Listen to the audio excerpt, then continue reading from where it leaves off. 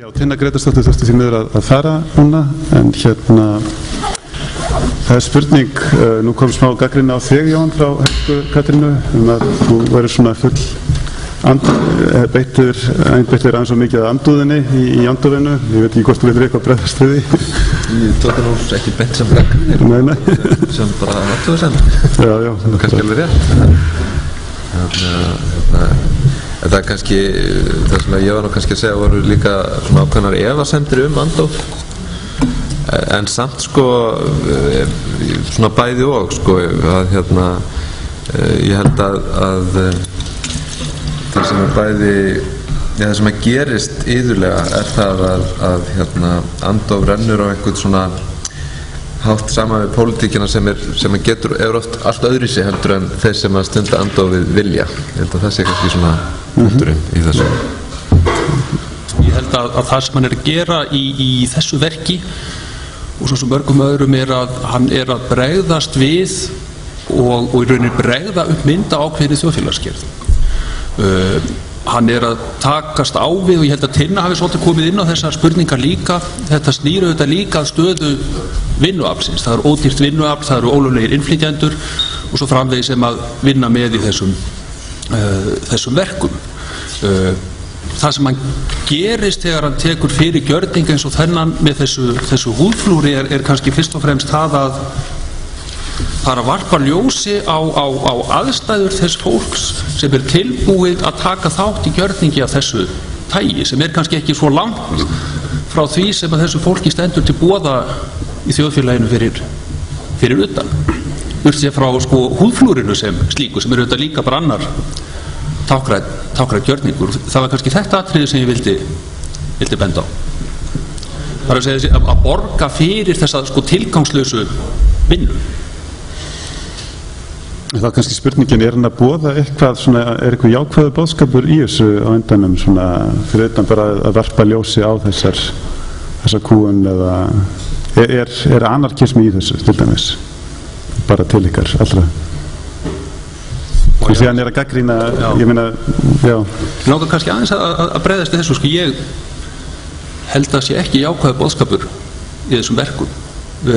Ef það jákvæður boðskapur þá held ég að hann skiptir kannski ekki öllu máli. Þetta eru verk sem að gegna fyrst og fremst því hlutverki að sýna, skapa ákveðnar aðstæður og bregðast við. Þetta ekki ákall sem felur í sér að varpa upp einhvers konar möguleikum það hvernig hlutinni getur verið öðruvísi. Það ekki beinlínis ekki það sem verið að setja fram, held ég, með þessum gjörningum.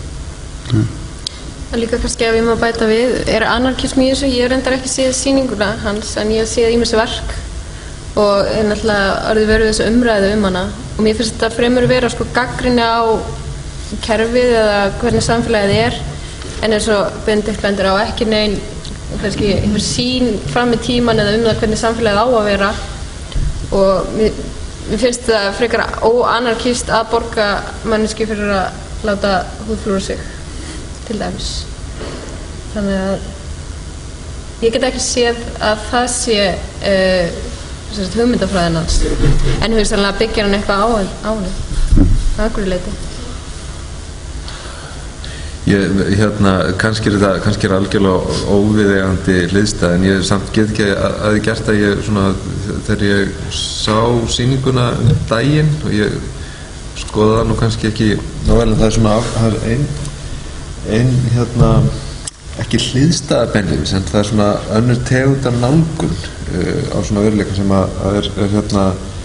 blaðamennsku nálgun sem að Günther Wallraff var frægur fyrir einhverjum 30 árum þegar hann og reyndar síðar aftur hefur hann endurtekið þegar hann í rauninni fer í gervi ákveðina einstaklinga. Hann þóttist vera Tyrki í Þýskalandi og svo þóttist hann vera svartur maður líka núna nýlega og reyndar mjög spaugileg mynd sem var gerð það og hann upplifir, hann gerir þetta til að draga fram þann veruleika sem að fólk eins og það sem hann að leika sviðsetja stendur í og og einhvern veginn sko finnst mér að nálgun Wallraffs á einhvern veginn miklu sympatískari og miklu skiljanlegri heldur en það sem að Sierra að gera. Hann er að vissulega sýna einhvers konar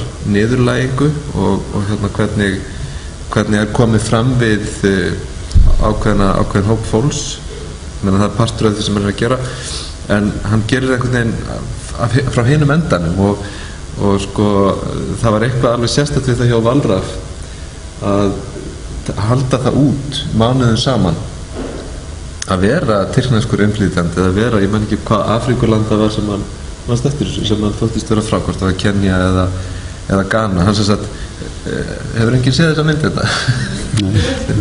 Já, því mæli með henni, hún er frábær og það sem er svo merkilegt er það að þarna sem sagt allt í einu kominn maður sem er með svartan húðlit og ég meina hann ekki einu sinni með sko afríska lífan, hann bara búinn að bera á sig skósvertu sko, ekkert annað og leið og þetta hefur gerst þá gjörbreytist framkoma allra við hann, jafnvel þá hann tali fullkomna þýsku, hann gerir enga tilraun til þess að þykjast tala með hreim eða eitthvað slíkt, hann bara tala sína venjulegu þýsku, bara þetta setur hann í alltaf stöðu og það er á einhvern nátt sláandi og sko ef ég á að vera svona virkilega neikvæður sko, þessi mynd Wallraffs, hún sagði mér eitthvað sko, sýningin hérna uppi segir mér ekki dóðalega mikið þó að mér finnist sumt svo ógeðslegt að ég svona batna á ráða og svona, það er annar mál. Og gjörningunum kannski felst í því líka, það er að taka þetta nei, sem auðvitað við getum sagt að bara neið sem slíkt er auðvitað að einhverju leiti bara bein tákmynd einhvers konar andófs, það er að segja gegn því sem að verið er að neita hvar sem er hverju sinni og hugmyndin er sem sagt að þetta nei hefur farið núna mjög víða og núna er það komið hinga og heldur síðan einhver staðar áfram og það er svolítið þessi spurning sko eins og hugmyndin virðist vera að baki verkinu að setja þetta nei inn í ólíkar aðstæður og ólíkt samhengi og sjá hvernig það einhvern veginn fellur inn í og hvernig það ítir við ólíkar aðstæður og ólíkum tíma og ólíkum stöðum.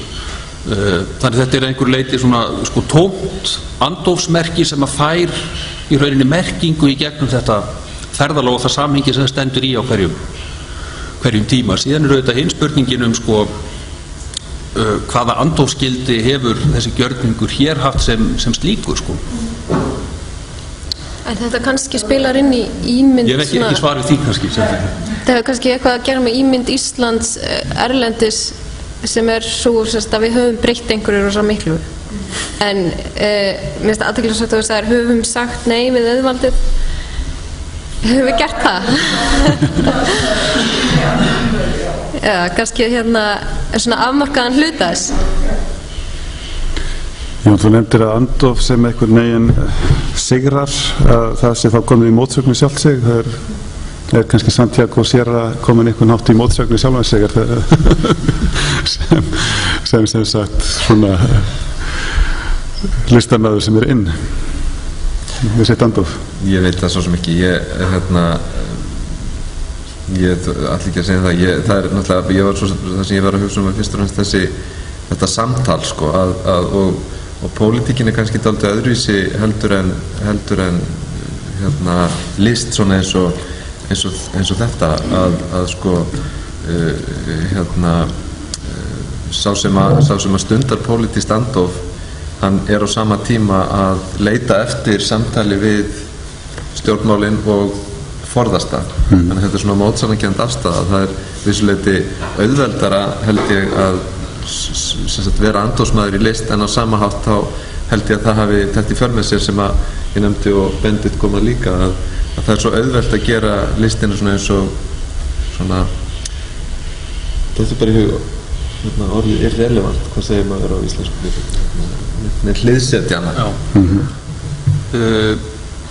Þarna held ég að sé kannski mitt eitt atriði sem að snýr að þeim breytingum sem verða á þessari andófsmenningu í listum sem við getum tengt við framúrstefnuhreyfingar frá fyrri hluta 20. aldar fram á þann síðari.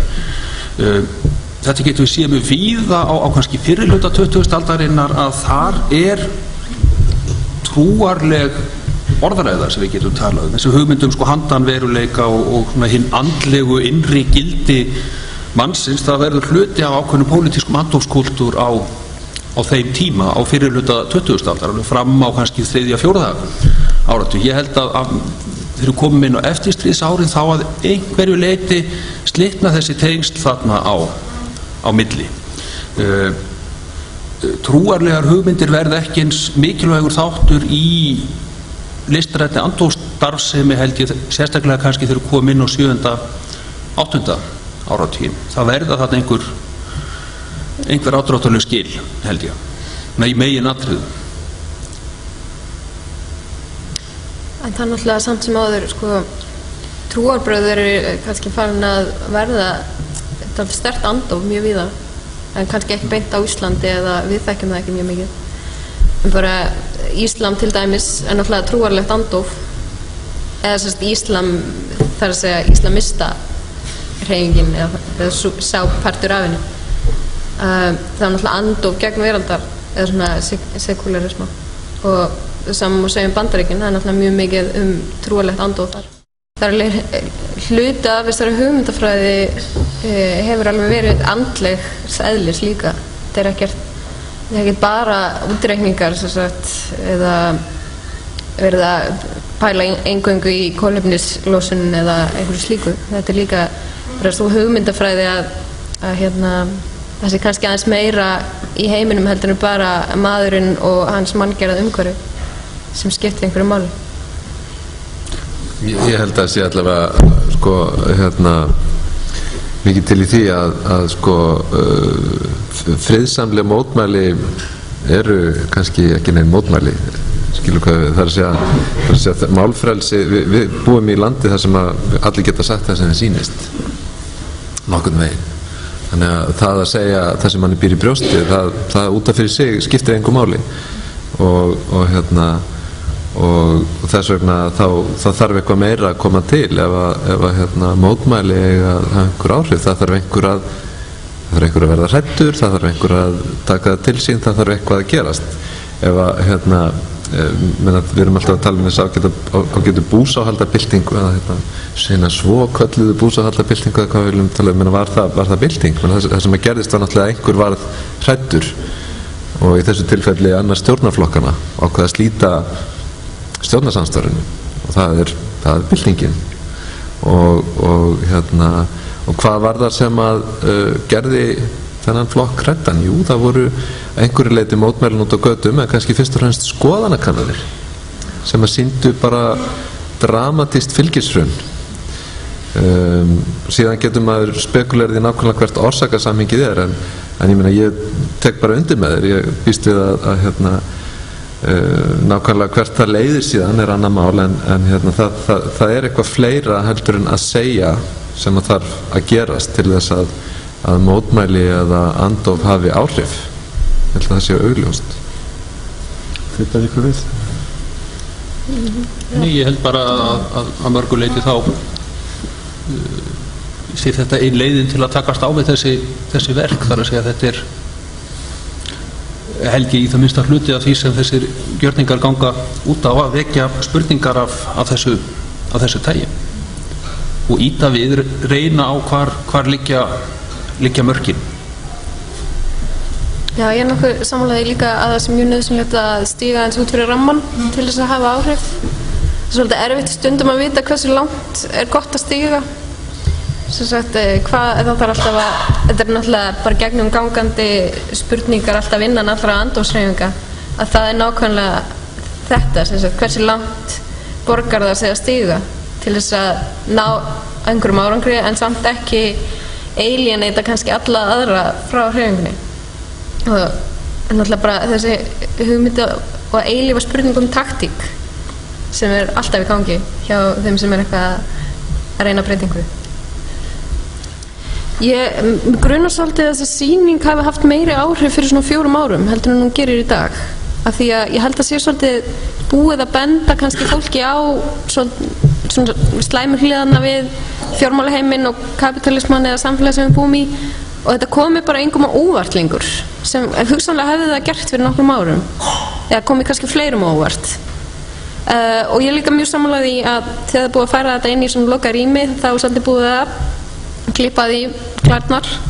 En hins vegar held ég að list geti alveg haft mjög róttæk áhrif og þá kannski sérstaklega ef hún er framkvæmt svona meira það sem að kannski út í almenna samfélaginu eða út í almenna rýminu. Og ég held að list hér á landi hafi haft svolítið meira áhrif, eða hafi haft mjög mikil áhrif í ýmsum baráttum hinga til allavega. En kannski eins og þá erum við bara svolítið, hugsanlega bara svolítið þreytt á þessar gagnrýni. Mér langar bara til þess að segja sko að þótt ég hafi talað kannski Saving Iceland og grænan anarkisma, þá langar mig ekki að gera lítið úr annars konar náttúruverndarbaráttu sem hefur átt sér stað. Hún hefur náttúrulega verið, eins og segir, maður ekki nátt til lagsóttilin og rauninni miklu lengra. Eiginlega bara þangað til aftur að fyrstu hugmyndum virkjanir, þá náttúrulega fólk ekkert endilega sáttu það að þetta virkja Gullfoss og allt það. En hins vegar, eins og segir, að þetta hafi verið sko komið eftir á allt það. Vissulega kom það eftir á í Kárahnjúkadeilunni og ég held ekki að hugmyndin hafi endilega verið að stoppa virkjunina. Það var í rauninni bara óraunhæft. Held ég að áhrifin hafi komið fram annars þar, bara á pólitíska sviðinu, til dæmis í búsáhaldabyltingunni, sem ég held að hefði ekki orðið eins ef að það hefði ekki komið til þessi reynsla beinum aðgerðum frá Austurlandi. Og svo held ég líka að þetta hafi haft sitt að segja að breyta bara viðhorfinu almennt í samfélaginu. Þannig að ég held ekki að það hafi verið eitthvað algjörlega áhrifslaust, en vissulega var það að mörguleiti performance eða einhver listsköpun. Margt af því sem fór fram þar var það.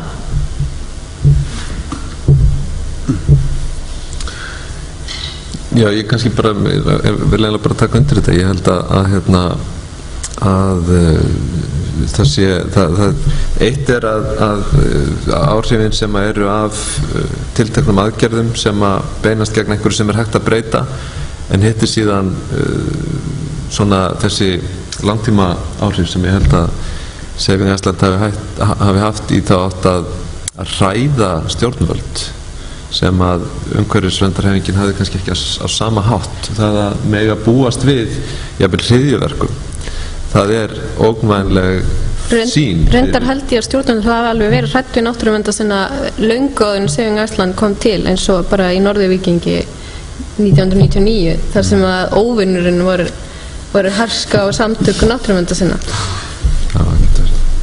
En vissulega kannski þurfti að sýna fram á að þetta gæti átt sér stað á Íslandi. Það var ekki nóg að hafa þetta sem einhvers konar hugmyndafræðilega ógn í hausnum á yfirvöldum. Bara að fá viðbrögð ykkar við þessum spurningum og bara loka orð frá hverju einu. Einhver eru? Benedikt. Já. Ég langar kannski aðeins að taka upp sko punkt sem var hérna aðeins í umræðinni áðan sem að sneri líka að sko áhrifum þessarar sýningar og skiptir úr máli, þar að segja þessi sko andofsvettvangur sem slíkur sem við getum kannski tengt við þessa sýningu. Það var spurningin líka sko, er þetta eitthvað sem kemur of seint til að hafa eitthvað að segja inn í hvaða aðstæða kemur þetta. Ég held að þetta séu spurningar sem er kannski forvitnilegt að velta fyrir sér og mörguleiti myndi ég taka undir það að þetta er ekki kannski gjörningur ef við tökum bara neyið sem að hefur einhvern mikinn slagkraft, og þá er kannski líka eitt af því sem er langað að koma aðeins inn á í þessu samhengi og gerði kannski mín erindi. Annað sem ég kannski langað aðeins að taka fyrir í þessu samhengi komin og aftur er listin sem andofsvettvangur, því ég held að það sé þáttur sem að er dálítið mikilvægt að hafa í huga. Það var nú aðeins umræðan skapandi greinar sem við þekkjum, þetta sko efnahagslega, hagfræðilega gildi skapandi greina og listsköpunar sem að farið að taka fram, því þetta er einu rökin sem að virðast býta, þá hlustar fólk eða er eitthvað sem að skilar inn tekjum eða gjaldeyristekjum eða öðru eða ber sig, það eru rök sem að hinn pólitíska umræða tekur mark á. og það auðveldar að berjast með þessum rökum en hinnum gömlu rökum einhvert innbyggt andlegt eða æðra gildi listarinnar, þessi hluti af ákveðnum þroska og mótun einstaklingsins, vitundarmótun og svo annað sem var nefnt. Það að segja, það átökin sem hafa verið dálítið á milli þessa. Það sem ég sakna kannski í þeirri umræðu oft þetta, ég held að gangast inn á þessi efnahagslegu rök svo gríðarlega hættulegt, vegna þess að það hlýtur að kalla þá spurningu á endanum, hvaða skapandi greinar eru það sem að virkilega bera sig og hverjir eru það sem gera það ekki. Ég held að fólk sé að fara þetta í mjög erfiðan farveg, en það sem ég vildi kannski nefna gildi listarinnar sem andófsvettvangs. Ég held að það sé ekki síst mikilvægt hér, og það hluti af þessari hugmyndafræðilegu arfleið borgaralegrar fagurfræði, þessi hugmyndu sjálfstæðið, að þarna ákveðin vettvangur þar sem að hafa ríkt önnur lögmál og það byggir á ákveðinni hefð, það ákveðið svigrúm til að reyna ákveðna hluti og gera ákveðna hluti, það ákveðnir hlutir umbordir á þessu sjálfstæðisviði listarinn sem ekki gert annar staðar. Og ég held að þjóðfélagslegt gildi listarinnar liggi ekki síst í þessu. Það getur þjónað sem þessi vettvangur til mótstöðu og andófs. Ég held að það sé þáttur sem dálítið mikilvægur hér og oft vill gleymast. Já, kannski til að byrja að svara í af hverju ekki já. Það náttúrulega nei felur alltaf í sér já. Líka þetta eru andstæður pólar, þannig að ef maður segir nei við einhverju þá hlýtur maður í rauninni líka að vera að segja já við andstæðu þar sem maður er að segja nei við. Svo ég nefni dæmi þá var niður í bæ á Lækjartorgi og alltaf á laugardögum Food Not Bombs, þar sem dreift ýmsum bæklingum og svona upplýsingaritum, og þar kom einhvern tímann einhver og spurði þann sem var að útdeila matnum: eru þið bara á móti öllu? En auðvitað eru þau ekki á móti öllu. Ég meina, þau verður þannig að gefa fólki mat. Þau eru ekki á móti því að gefa fólki mat.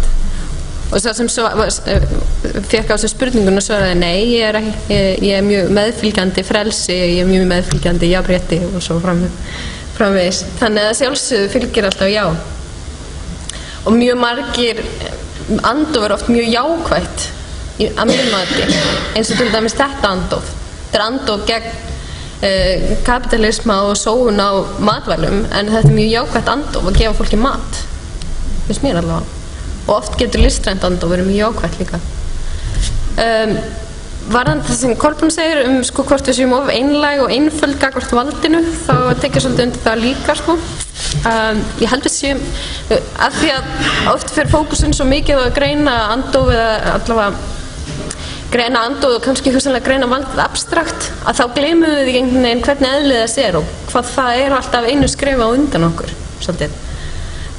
Bara eins og svo mikli valdamismunur sem á milli þeirra sem stunda andóf og þeirra sem hafa valdið. Þannig að sjálfsög felur þetta í sér valdamismun, af því eitt vald og hitt ekki.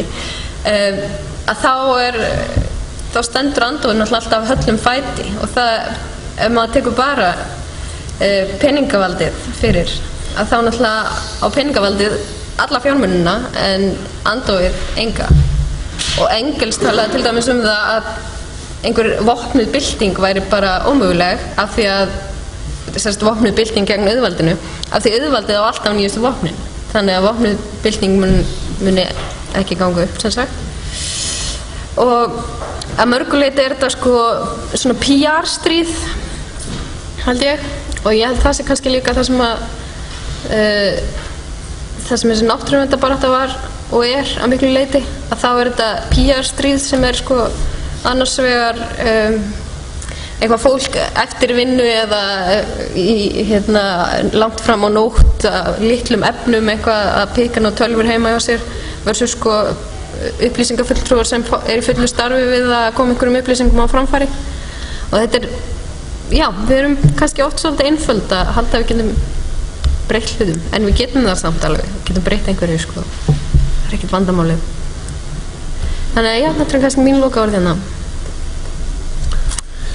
Já, kannski bara eitt atriði andóf, að það auðvitað á einhvern hátt tilgangurinn með því að breyta því hvernig talað hlutina, að sprengja upp svona það sem maður kallar orðræðu eða eitthvað svoleiðis og það sem mjög merkilegt að fylgjast með þegar eitthvað gerist sem að neyðir þá sem hafa völdin, stjórnmálamenn eða einhverja til þess að tala öðruvísi og þetta gerist annars slagið og ég held að kannski að mörguleiti það var heilbrigðasti tíminn í íslenskri pólitík og svona frá 7. október 2008 og svona fram að jólum kannski af því að þá voru allir einmitt berrasaðir nævistar sko, næstum því hver einasti maður. Það mjög heilbrigt ástand að vera í af því miður allt og sjaldan sem að það gerist í stórum stíl að fólki líður þannig og þess vegna ég meina það var nú á sínum tíma þegar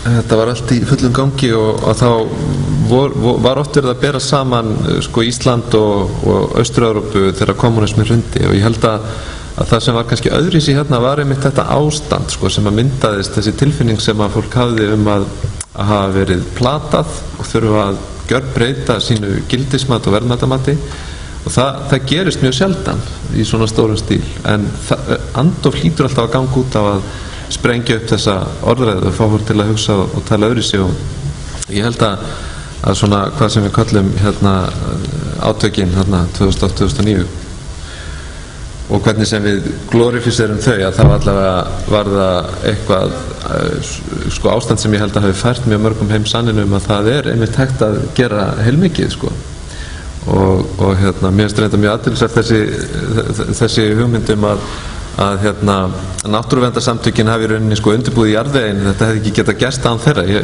mér eru aldrei dottið það í hugpennin það kannski rétt en þá sér maður líka hvernig svona ákveðin andófshefð verður til og það skiptir líka gríðarlega miklu máli að hérna það sé því að þrátt fyrir allt andófið líka pólitík þar líka á sinni hefð að halda á sinni hérna á skilningi og kannski það raunverulega þannig að það meiri fólk móttækilegra fyrir því núna að hreyfingar svona göturhreyfingar geti breytt haft einhver áhrif og þá náttúrulega þessi sýning hérna sem við erum að tala um þetta hefur hún gerir eitthvað fyrir mann hún hérna sprengir upp eitthvað hvort sem það birtist í því að maður bara getur ekki hort á myndirnar eða hvað En kannski líka svo ég bæta eins við eftir loka orðum hérna að það sko ef náttúruverndarsamtökin bjuggu til svona jarðveg fyrir Sveigum Æsland komin þá kannski rétt það sem Kolbrún staði með búlíismann hann sýndi fram á búlíismann og það náttúrulega það sem gerist þegar einhver búlíaður eitthvað út í horn eða bara algjörlega reynd að þakka niður í einhverjum að þá akkurat sprettur hann upp með tvöfaldri orku eða einhver annar kemur inn og honum til aðstoðar eða að það sko þegar það gengið visst langt að þá sprettur andófið upp Já, það vantaði ekki bölginu hjá okkur í dag en við endum á bjartsýnislegum nótum það fínt hérna, ég þakka bara fyrirlesum fyrir skemmtileg og fræðandi erindi og ykkur öllum fyrir að mæta og taka þátt í það honum